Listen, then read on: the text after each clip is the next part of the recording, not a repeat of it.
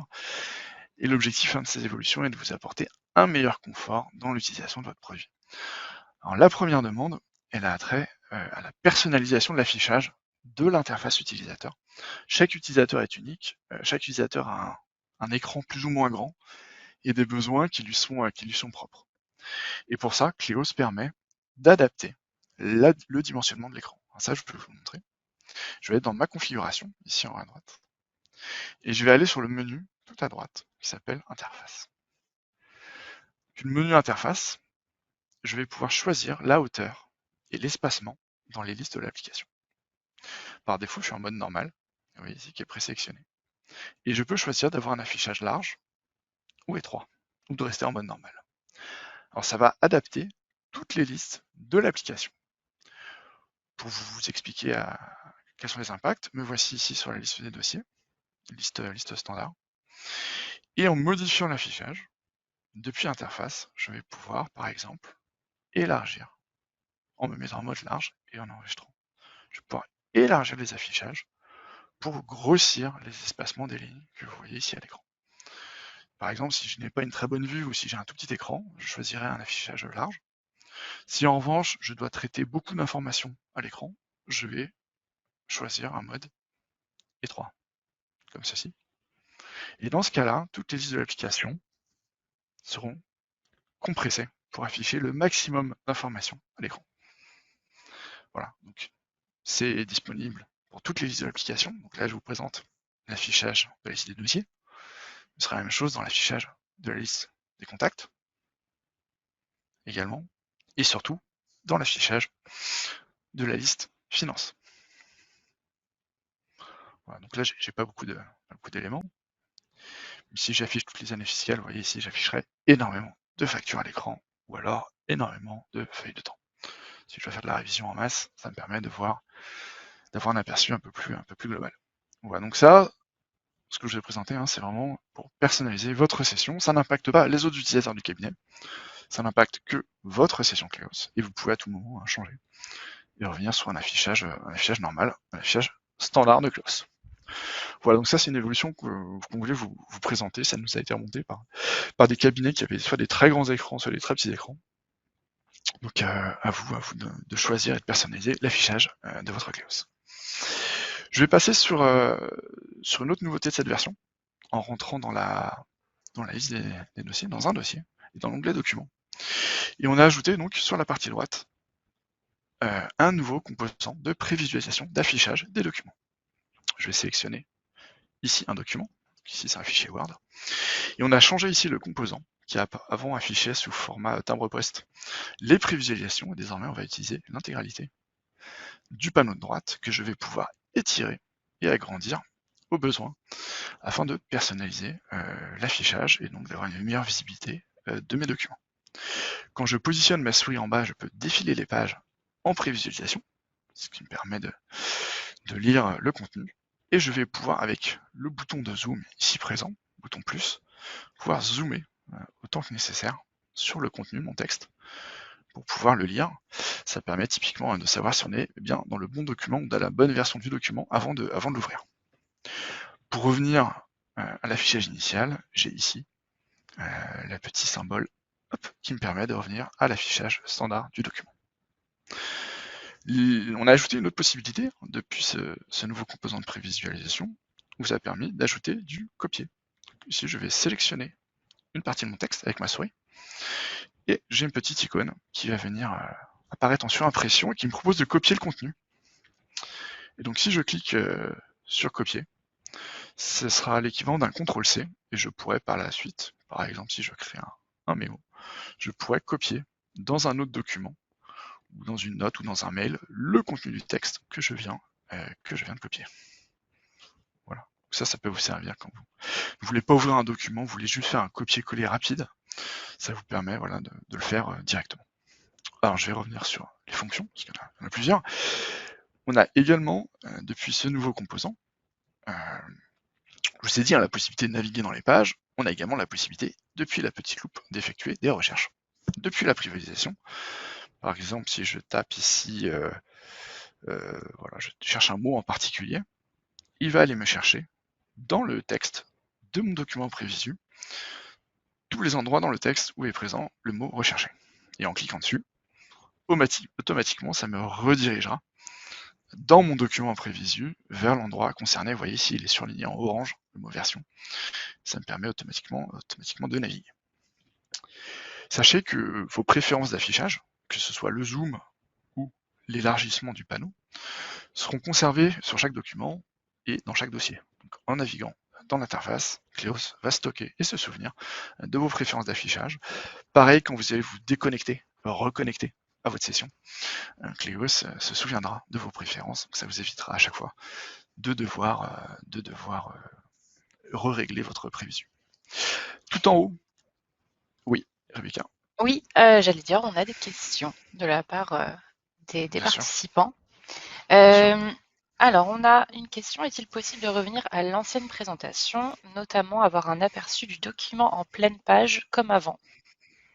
Alors, effectivement, si vous souhaitez avoir l'aperçu en pleine page, vous avez toujours, depuis les 3 petits points ici présents, la fonction prévisualiser qui vous permet d'afficher en intégralité et en pleine page votre fichier. Voilà, vous pouvez zoomer en pleine page, passer d'un document à l'autre, d'un document à l'autre de votre dossier ou de naviguer dans les pages de votre document en prévisu. Donc, ce composant n'a pas changé. C'est simplement le point d'entrée qui a changé. Il faut y cliquer ici sur Action, les 3 petits points, et tout en haut, cliquer sur Prévisualiser. Alors, je vais revenir sur ce composant de prévision qui a été très demandé parce qu'il est particulièrement utile dans les mails. Donc là, j'ai sélectionné un email que j'ai glissé-déposé depuis Outlook. Et cet email, comme vous voyez ici, je peux faire comme partout ailleurs, le défilé, etc. Et je peux accéder tout en haut aux pièces jointes. Donc, si je n'ai pas détaché les pièces jointes de mon mail, je clique ici sur pièces jointes et je peux aller ouvrir chacune des pièces jointes en prévisualisation, voilà, et les afficher pour les lire.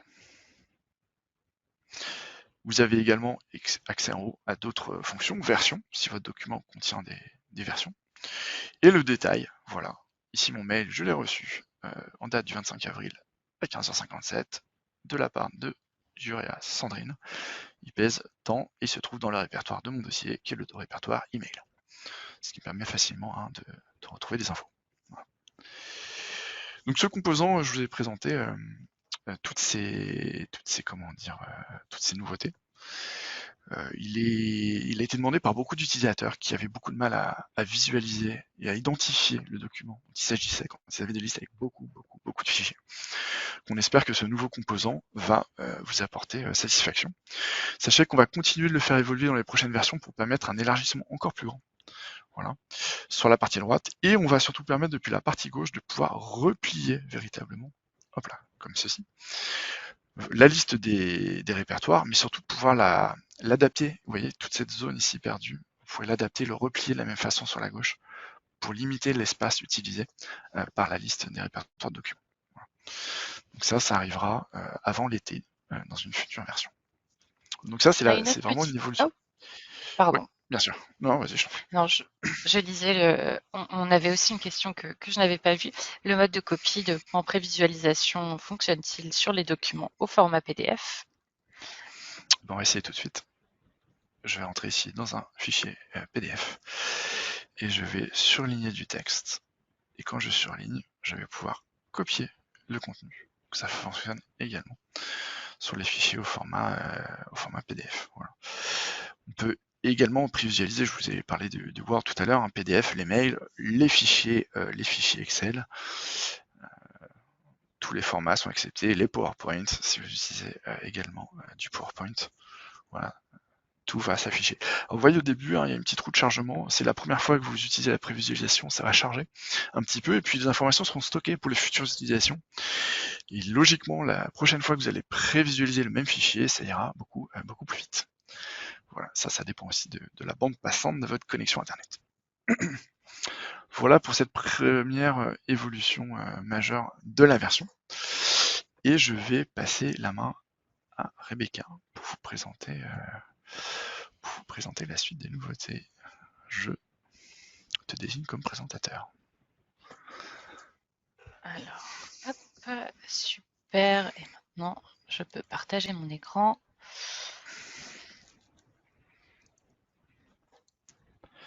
Alors, est-ce qu'on voit bien mon écran? On voit bien ton écran. Super. Donc, je vais vous présenter des nouveautés qui ont trait au dossier.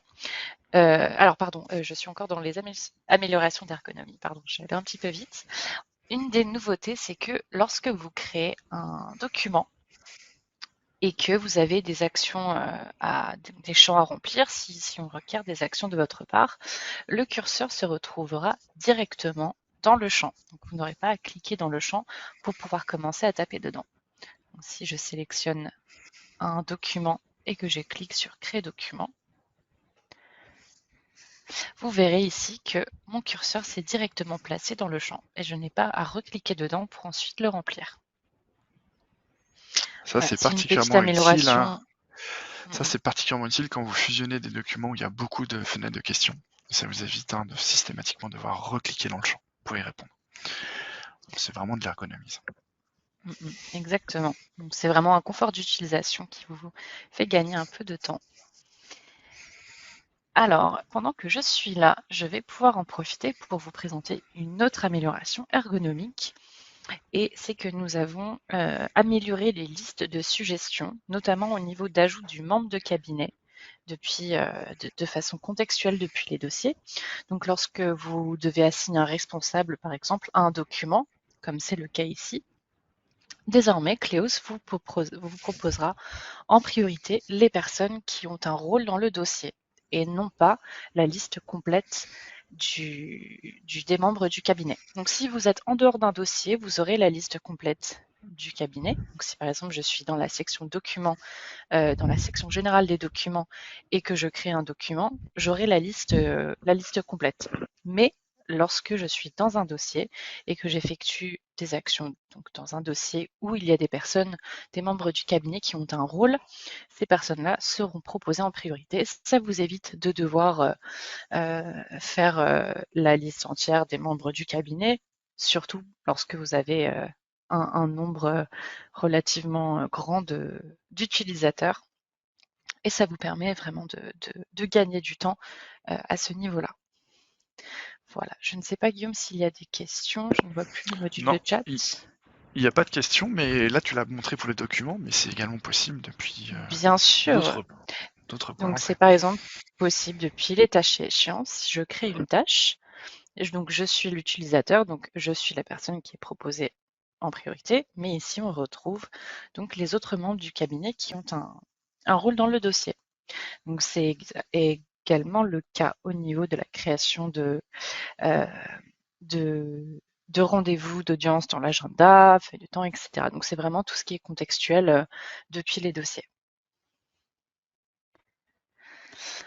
Ensuite, s'il n'y a pas de questions, je vais passer Pas de question. aux améliorations donc, qui concernent les dossiers. Donc, un point sur lequel nous avons mis une amélioration, c'est au niveau de la séparation des colonnes dossiers. Donc, vous avez dû voir lorsque vous avez commencé à utiliser Cleos sur le web que le nom du dossier et la référence dossier dans les listes de l'application étaient le même champ. Or, nous avons pu séparer maintenant ces deux colonnes comme dans la version classique de Cleos pour avoir la référence dossier et le nom du dossier à part. Voilà, donc vous verrez dans la petite ou crantée si vous souhaitez remettre la référence et le nom de dossier ensemble, vous pouvez tout à fait, mais nous avons décidé de reséparer ces deux champs. Voilà, donc ça se retrouve dans toutes les listes de l'application. Alors peut-être que tu peux montrer, hein, Rebecca, depuis d'autres listes de l'application, par exemple la liste des factures.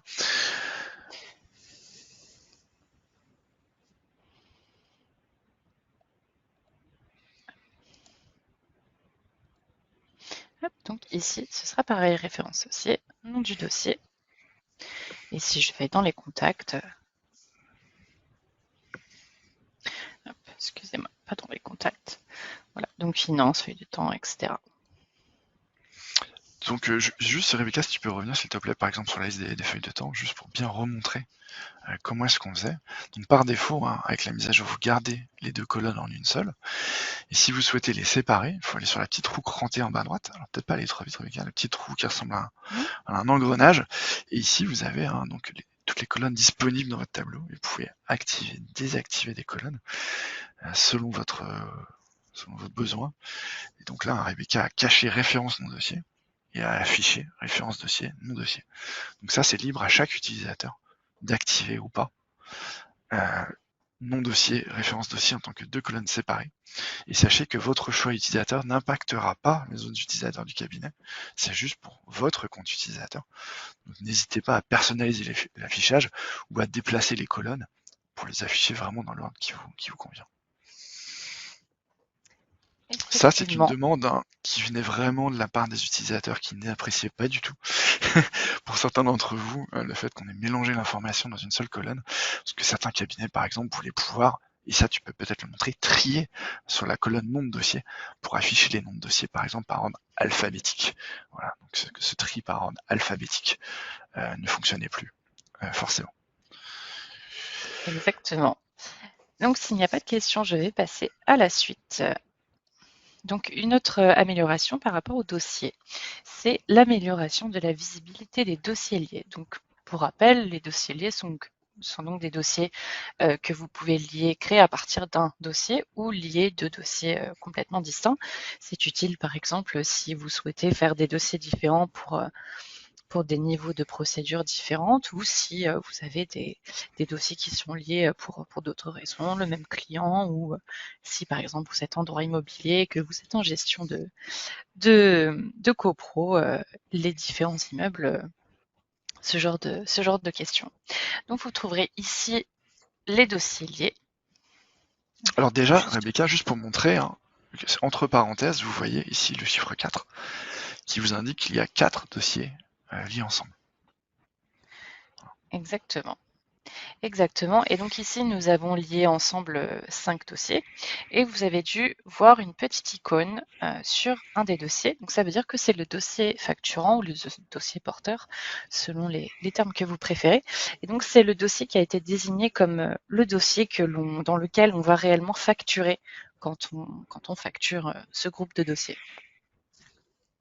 Vous avez bien sûr accès aux différents dossiers que vous pouvez ouvrir dans un nouvel onglet par exemple, mais également vous pouvez afficher toute la liste. Et vous pouvez afficher tous les dossiers ou seulement les dossiers actifs. Donc si vous avez des dossiers archivés parmi un groupe de dossiers, vous pouvez choisir de les afficher ou non. Et vous pouvez également mettre en visualisation avancée, et encore une fois, référence dossier, non dossier. Donc ici par exemple, on va pouvoir grouper en glissant un intitulé de colonne en visualisation avancée si on a besoin de personnaliser l'affichage ou d'utiliser les champs de recherche ici par exemple avec la loupe ou d'affecter des tris si on a des types de dossiers différents, etc. Voilà. Ok, donc ça c'est vraiment utile pour les cabinets qui ont beaucoup de dossiers liés les uns avec qui ont beaucoup de sous-dossiers. Non, il n'y a pas de question, je te dirai si jamais il y a Super, une question. merci. Super. Donc je vais passer à la suite. Nous avons une amélioration qui est par rapport aux contacts. Donc dans la liste des contacts, vous avez dû voir apparaître des petites icônes et également des filtres au-dessus de la liste. Donc ici, nous avons tous. Vous pouvez maintenant séparer les listes par personne physique ou personne morale. Effectivement, ne vous montrera que les personnes morales ou les personnes physiques ou les deux. Et vous avez la petite distinction avec une petite icône dans la colonne type, donc que vous pouvez cacher si vous souhaitez. Ça vous aide à faire la différence entre vos différents types de contacts et ça peut vous apporter plus de confort dans vos recherches. Je vais continuer. Maintenant, nous allons parler documents. Donc, dans les documents, nous avons deux améliorations principales, dont une qui est par rapport aux bordereaux de communication de pièces et plus précisément par rapport aux séparateurs. Donc, comme vous savez... Alors, Rebecca, tu as un petit peu juste pour remontrer précisément où se trouve le point d'entrée pour créer des bordereaux, parce qu'il est un peu caché. Il y a peut-être des gens qui ne savent pas. Ouais. Alors, donc il est en bas à gauche dans votre partie documents, dans les dossiers. Tout à fait. Vous cliquez sur le petit répertoire et vous retrouverez ici si vous avez des brouillons ou que vous avez généré auparavant des bordereaux dans ce dossier, vous les retrouverez ici. Alors, si je clique sur Nouveau bordereau, donc je peux mettre un titre, dossier, répertoire. Je peux donc ajouter des documents, mais surtout,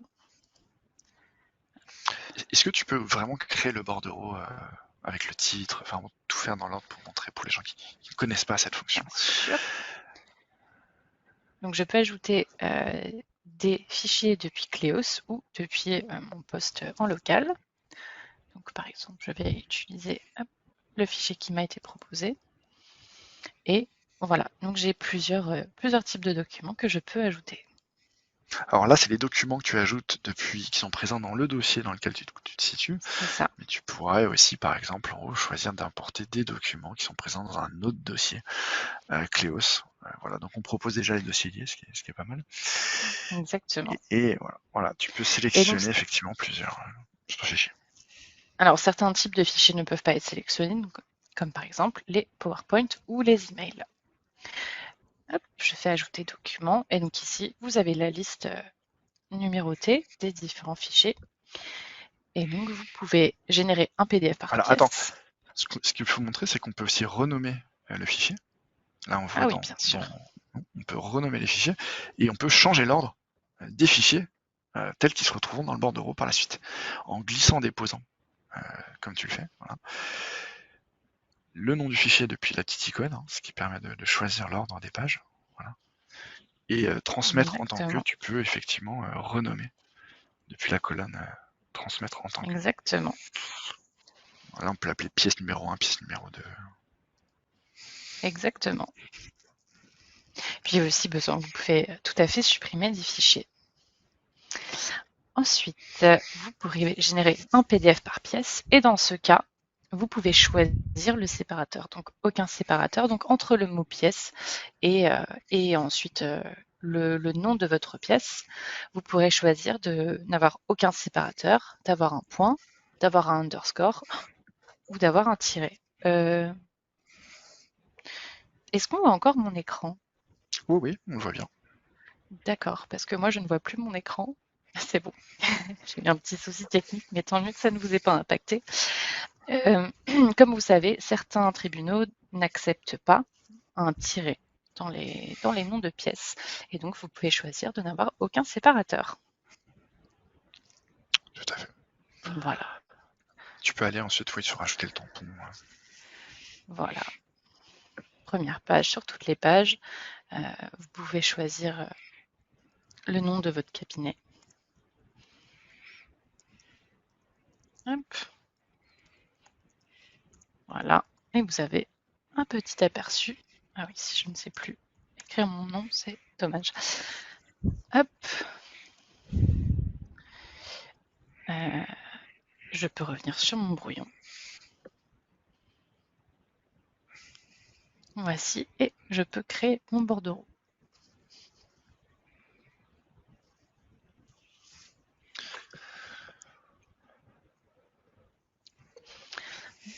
Voilà, donc ça vous permet d'avoir un peu plus de flexibilité lorsque vous créez vos bordereaux et donc ensuite, que ce soit plus facile dans le dépôt de vos dossiers de plaidoirie, notamment. Hop. Voilà. Et ensuite, on a le petit aperçu final. On voit bien le tampon là que tu as affiché en haut à droite de toutes les pages du bordereau. Exactement. Avec le numéro de pièce, ouais, tout à fait. Comme j'ai sélectionné tamponner toutes les pièces, toutes les pages des pièces sont tamponnées. Et donc ensuite, vous pouvez tout à fait simplement fermer. Voilà, je ne sais pas s'il y a des questions. Si, il y a une question.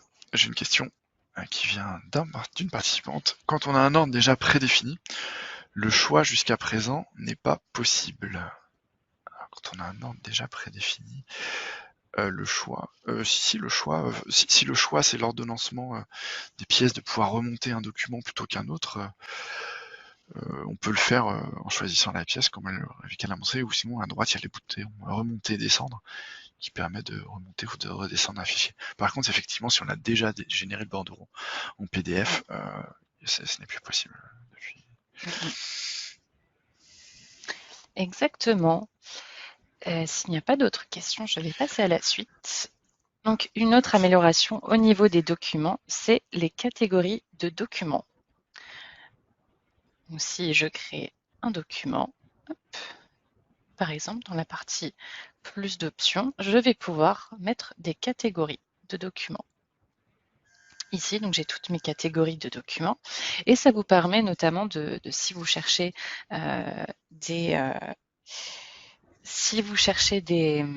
des documents spécifiques, donc avec une spécialité spécifique, ou par exemple, donc je ne l'ai pas noté dans les différentes catégories, mais si par exemple vous avez des fiches d'arrêt, ce genre de choses qui vous sont utiles dans des dossiers, vous pouvez donc apposer une petite catégorie et ça vous permet d'avoir un peu plus de facilité lorsque vous les cherchez. Voilà, juste ici. Et vous pouvez tout à fait les apposer après. Donc, si vous allez dans les propriétés et ensuite dans le plus, vous pourrez mettre des catégories également. Alors, si vous Voilà. souhaitez créer vos catégories, il y a également la possibilité, puisque là, tu as des catégories qui sont prédéfinies, puisque tu les as créées. Tout en haut à droite, on peut créer les catégories pour correspondre à l'activité du cabinet. Fiche d'arrêt, très bien. Voilà. Hop. Et confirmer, puis enregistrer propriété. Quand tu es dans la liste générale des documents, du coup, parce que là, tu es dans un dossier, mais si tu es dans la liste générale des documents, normalement, ça peut s'afficher. Exactement. Alors, Faut que tu scrolls down, faut que tu scrolls down, je pense, Rebecca.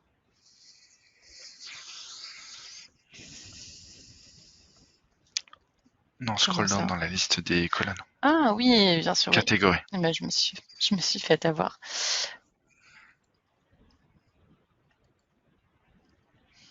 Hop, donc les catégories ici.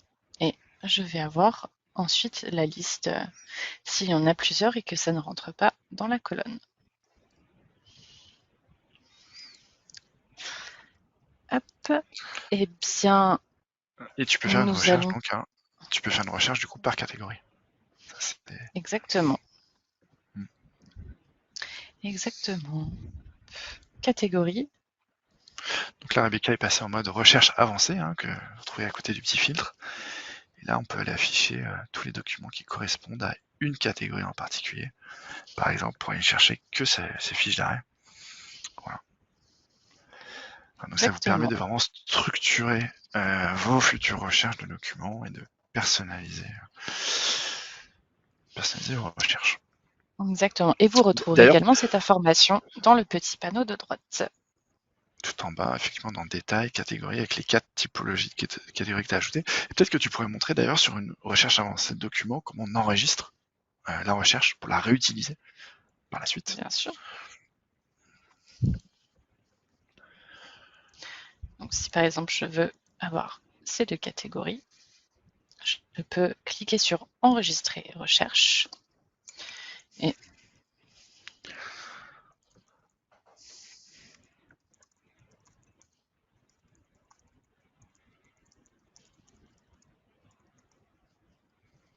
vous pouvez l'enregistrer dans vos recherches ou dans les recherches cabinet. Donc ça dépend. Alors juste, est-ce que tu peux expliquer la différence entre les deux types, du coup, les recherches? Oui, c'était ce que j'étais en train de faire. Donc mes recherches, ce sera accessible par vous et les recherches cabinet seront accessibles par tout le cabinet. Et voici. Et donc dans vos recherches, vous aurez ensuite les recherches enregistrées. Vous pouvez ensuite effectuer des modifications ou supprimer. Et donc, nous allons passer sur la partie facturation finance. Et Guillaume, je te redonne la main. Très bien.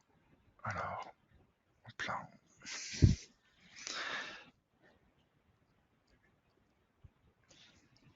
C'est en haut à droite normalement. Sur le petit bonhomme. Clique sur le petit bonhomme avec 16 à côté. Alors, oui, merci. Désigné comme présentateur, oui.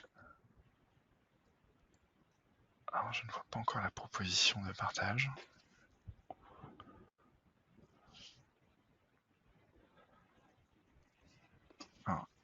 Est-ce qu'on voit bien mon écran? On voit bien ton écran. Merci, Erika. Alors là, je vais vous présenter quelques améliorations présentes dans la partie vraiment facturation de Cleos. On a apporté un certain nombre d'évolutions que vous avez peut-être constatées. On va revenir dessus. L'objectif étant de vous apporter plus de confort et de vous adapter à vos modalités de facturation. Donc je suis toujours dans ma fratrie de dossiers avec des sous-dossiers et je vais me rendre dans l'onglet finance pour créer une nouvelle facture. Voilà, donc je vais créer une nouvelle facture dans mon dossier en cliquant sur le bouton nouveau et je vais partir sur une facturation simple. Alors la première nouveauté, c'est que désormais on groupe par sous-dossier les temps à facturer. Au préalable, la liste était à plat, il n'y avait pas de distinction entre les sous-dossiers d'un même groupement de dossiers. Et désormais, vous avez ici le nom du sous-dossier avec, ici entre parenthèses, le nombre de lignes d'honoraires à sélectionner. Et sur la partie droite, le sous-total. Donc, par exemple, pour ce sous-dossier-là, il y a 600 € à facturer. Et pour le sous-dossier 4 qui se trouve en dessous, il y a 3200 € à facturer. Et vous retrouvez en haut à droite le total global de tous les sous-dossiers à facturer. Sur la partie gauche, vous pouvez choisir de ne sélectionner que certains dossiers. Alors par défaut, tout est sélectionné, vous voyez, toutes les cases sont en bleu, mais je peux cliquer aussi au niveau du nom de dossier pour désélectionner toutes les lignes qui ont attrait au dossier de démo numéro 5. Parce que je ne veux pas le facturer sur ce coup-ci. Et je peux descendre. Alors ici, donc, il y a tous les montants d'honoraires. Et vous retrouvez en dessous tous les montants de frais également, groupés par sous-dossier, si je ne veux pas facturer les frais. Donc là, par exemple, si je ne veux pas facturer les frais, il suffit de cliquer sur frais. Il y a 6 lignes de frais et elles sont toutes désactivées. Donc je les facturerai à l'occasion d'une prochaine facture. Donc là, je vais tout remettre, tout facturer. Et je trouve ici que la visibilité, elle est pas terrible parce que je dois descendre, je dois scroller. Et j'ai une petite icône ici qui s'appelle agrandir en haut à droite et qui me permet d'élargir la hauteur des lignes pour gagner en visibilité, ce qui m'évite de devoir trop descendre. Voilà. Le montant ici à facturer total s'ajuste en fonction de ce que je vais pouvoir cocher, décocher, vous voyez, en direct. J'ai fait ma sélection, je vais donc désormais décider de poursuivre et de facturer ce dossier. Je vais choisir. Voilà. Et je vais donc, je n'ai pas de temps à ajouter. Ici pareil, si je veux réviser, je peux toujours élargir ou réduire. Et je vais donc facturer mon dossier. Et ce dossier, je vais l'enregistrer au format brouillon.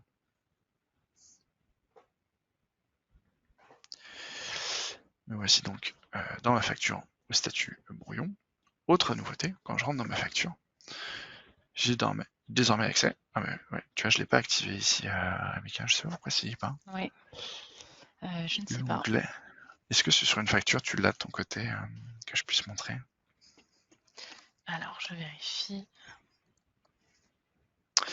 On a rajouté un onglet dans toutes vos factures, un onglet détail révision, pour vous permettre effectivement de procéder à des ajustements dans vos factures. Alors, je ne l'ai pas non plus. Oui, ça c'est l'effet démo. Il me semble que je peux l'activer depuis la configuration cabinet, donc je vais le faire en live. Activation de l'onglet détail des éléments de facturation. Vous voyez, sur ma base, pour une raison que j'ignore, elle était désactivée. Donc je l'ai réactivée. Si vous ne la voyez pas sur votre base, ça se trouvera au même endroit, c'est-à-dire depuis configuration, gestion financière, options, activation d'onglet détail des éléments de facturation dans les factures. Voilà, donc je vais revenir dans mon dossier pour revenir sur ma petite facture et vous montrer désormais à quoi ressemble cet onglet. Vous voyez, il vient d'apparaître, il s'appelle Détail Révision, il est présent ici. Et quand je clique dedans, je vais pouvoir l'agrandir et retrouver ce que je vais facturer. Je retrouve donc chaque typologie de temps et un groupement par dossier. Si je souhaite, je peux supprimer en déplaçant l'intitulé colonne pour retrouver un affichage, par exemple, juste par sous-dossier. Voilà. Je peux également replier, déplier. Je vais pouvoir ici, depuis les entonnoirs, filtrer et sélectionner. Par exemple, juste afficher les audiences, il n'y en a qu'une. Revenir sur l'affichage initial. Je vais pouvoir déplacer des colonnes si je le souhaite pour vraiment adapter. Et je vais pouvoir réviser mes temps en cliquant ici à droite sur le petit bouton qui n'a pas été traduit, qui s'appelle modifier normalement, et qui me permet par exemple de modifier les montants ou de modifier la quantité. Une fois que j'ai fait ma modification, j'ai une petite disquette qui me permet d'enregistrer, voilà, et automatiquement le montant va s'ajuster. Donc ça, c'est vraiment une fonction de révision des factures brouillons. Voilà, avant d'enregistrer en finale ma facture.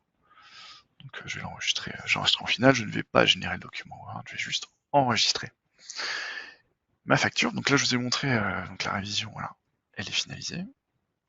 Et cet onglet, vous le retrouverez toujours depuis votre facture finalisée, si vous souhaitez vous y référer. Vous pouvez par exemple choisir de filtrer ici par client, par responsable en glissant déposant. Vous pouvez choisir de filtrer par description. Par exemple, si j'enlève le filtre par dossier, tout est mélangé, par exemple, je peux choisir de filtrer par description. Voilà, j'ai que les temps audience, que les honoraires ou les frais qui concernent une typologie en particulier. Ça s'adapte véritablement à vos besoins d'affichage. Voilà. Donc j'ai refiltré réaffiché par dossier. Voilà pour cet onglet détail révision qui était également une demande utilisateur qui était très présente. Je vais me référer un petit peu à mon PowerPoint. Et on va passer à l'aperçu financier en cas de multisélection de factures. Ça, je vais le présenter, Rebecca, et ensuite je te redonnerai la main. Voilà. Donc je vais me rendre dans la finance générale. Ici, vous savez ici qu'à droite, vous avez un panneau d'information, donc il n'est pas tout le temps affiché, mais depuis la petite icône afficher détail ici, vous pouvez l'activer. Et là, vous pouvez sélectionner, comme vous savez, une facture pour avoir le détail de la facture, mais vous pouvez aussi en sélectionner désormais plusieurs si vous souhaitez afficher les montants. Et donc là, il y aura les montants additionnés des différentes factures que vous allez sélectionner, ce qui vous permettra d'avoir un aperçu en temps réel de toutes les factures que vous allez sélectionner. Voilà. Ça, c'est une fonction assez graphique qui vous permet d'avoir des totaux sans avoir à utiliser votre calculette à côté ou à rentrer dans chacune des factures. Vous aurez l'intégralité du détail des 5 éléments sélectionnés, parce que j'ai sélectionné 5 factures. Ça marche également, comme vous le savez, en sélectionnant l'intégralité de la liste de la finance. Voilà, ça c'est plutôt une fonction sympa. Rebecca, je vais te rendre la main pour passer à une évolution qui est également une évolution demandée par les utilisateurs. Donc, je t'ai donné la main. Il faut que tu appuies sur partager. Ouais, je ne vois pas encore. C'est en bas de l'écran en fait. Il faut que tu ailles sur l'option de webinar partager. D'accord. Hop.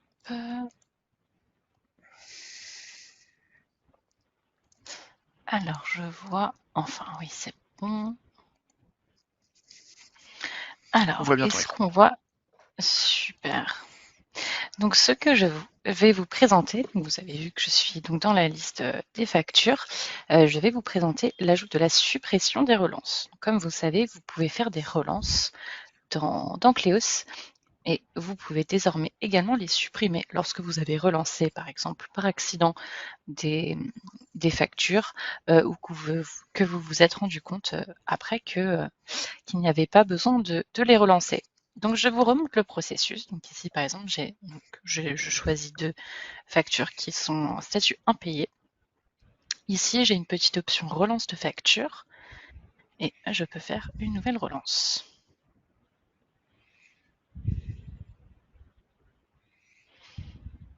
Hop.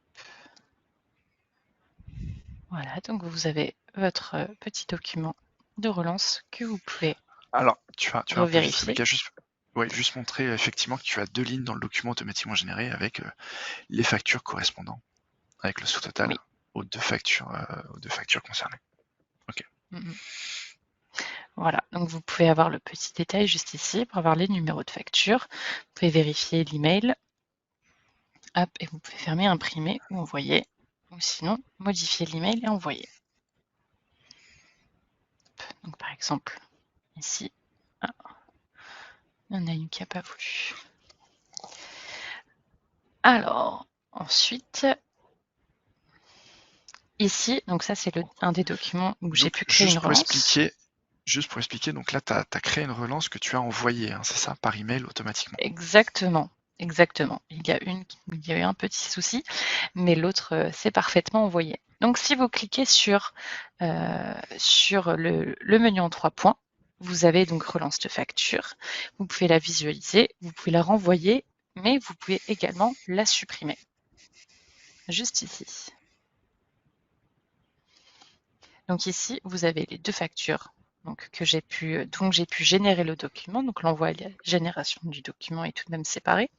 Donc même si un des envois a échoué, on a quand même généré les documents.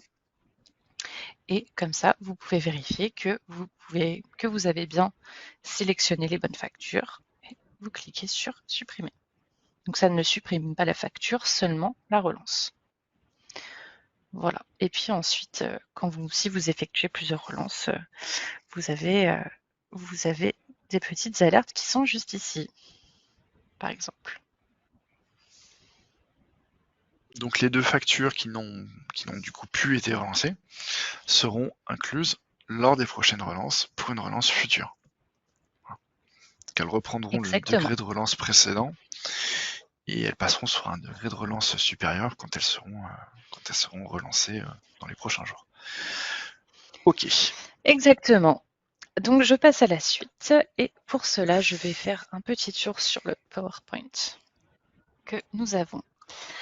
Juste pour des raisons techniques, nous avons eu un petit souci avec le lien Ibaro. Et donc, je dois vous présenter ça sur le PowerPoint.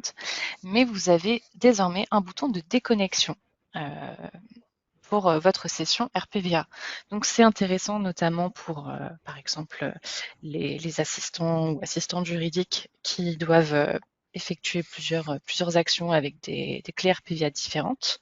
C'est aussi pour les associés qui font des actions avec des collaborateurs différents et peuvent être amenés à leur prendre leur clé RPVA.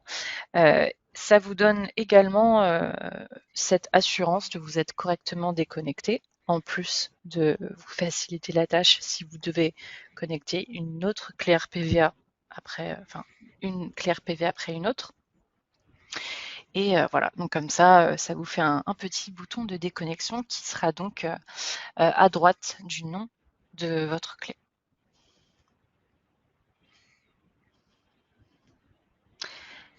Et nous allons ensuite passer à la suite, l'application smartphone Cleos. Nous avons enfin ajouté l'affichage des agendas des autres membres du cabinet. Alors, est-ce qu'on voit bien le PowerPoint?